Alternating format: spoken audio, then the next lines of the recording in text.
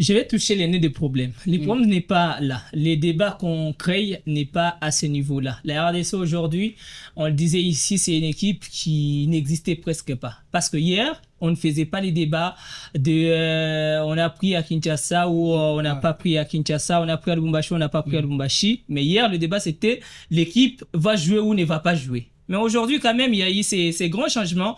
Cette dynamique qui est imposée aujourd'hui, la RDC ne rate aucun match pour les sélections féminines. Pour nous qui suivons le football féminin, pour nous qui suivons les sports féminins, nous sommes les plus heureux. Parce que c'était un autre combat. Et surtout aller en stage. On voulait aussi voir notre équipe féminine vivre.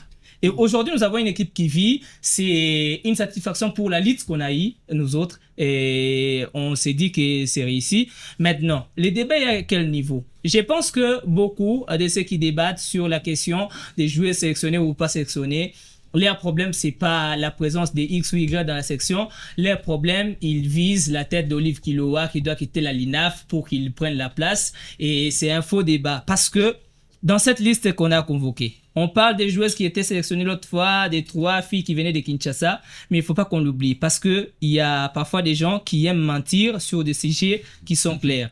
Sur la liste des joueuses qui étaient sélectionnées pour les 2 matchs contre les Botswana, il y a 6 qui ne sont pas là. Il n'y a pas seulement les filles de Kinshasa qui ne sont pas là. Il y a 6.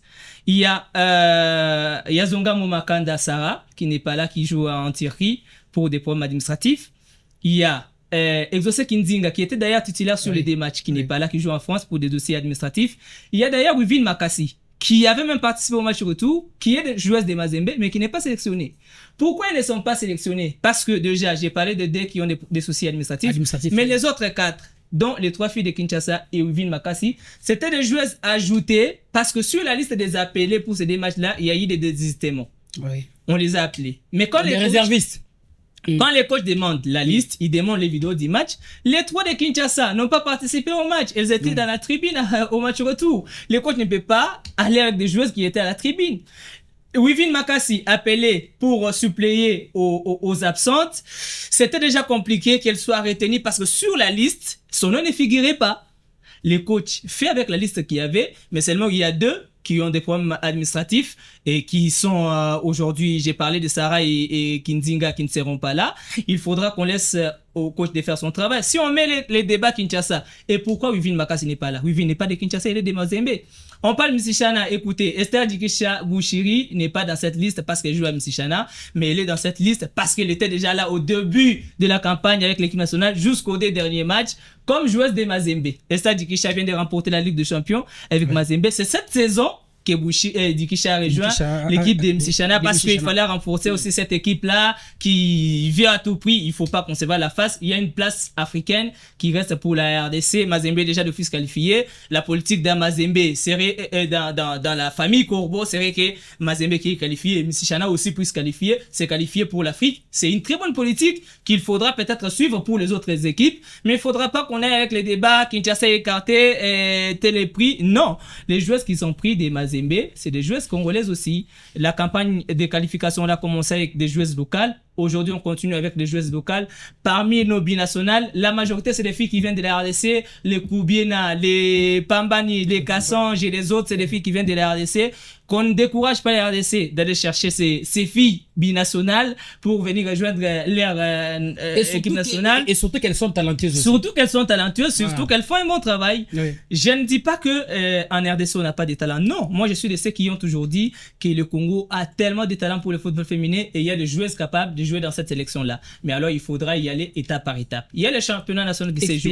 Comme je le disais au début de l'émission. On a le U17, on a le U23. On a le U20 et tout. D'ailleurs, la totale des U17 qui venaient de jouer la campagne, c'est des filles de RDC et dont la majorité, c'est des filles de Kinshasa. Si Olive Kiloa ne veut pas sélectionner les filles de Kinshasa, pourquoi c'était elle qui était majoritaire avec le U17? Pourquoi c'est elle qui était majoritaire avec le U15? Et d'ailleurs, beaucoup seront bientôt là au mois de septembre avec le U20.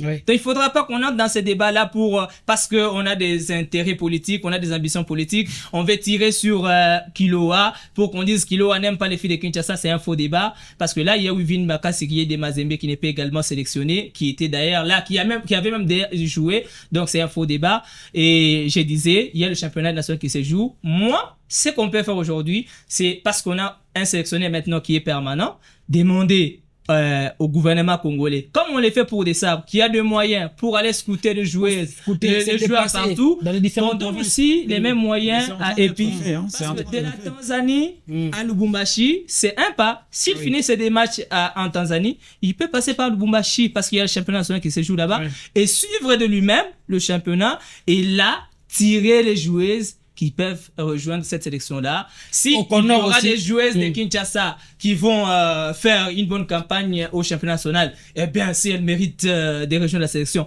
on va pas les interdire, mais ce sera au sélectionneur maintenant de décider parce qu'il aura ces 27 qu'il aurait vu pendant ces deux matchs-là contre la Tanzanie.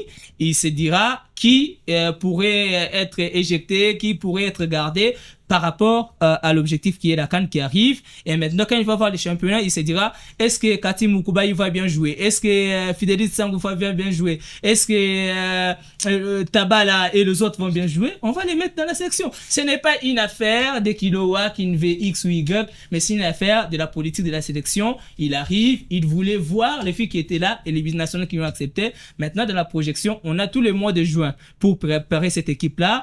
Et s'il faudra peut-être qu'on ait 2 semaines avant la CAN des stages avec les nationales et les binationales, c'est des choses qu'on peut demander, mais dans les calmes et dans une bonne ambiance, sans chercher à tirer sur X ou Y. Moi, je pense que on est plus dans les faux débats que dans les débats qu'il faut pour sauver notre football féminin, qui a été déjà tiré d'un billet sombre à la lumière. De là où on ne jouait pas jusqu'à là, maintenant on joue. On connaît cette sélection nationale, on la connaît par cœur. Hein. Ah oui. On jouait, on s'entraînait au Stade des Martyrs, sans maillot pour les filles. On n'arrivait pas même à l'aéroport d'Indili pour les filles de la RDC. Aujourd'hui, on joue presque partout. Il faut quitter Campo jusqu'au Stade des Martyrs à pied. Au Stade des Martyrs à pied.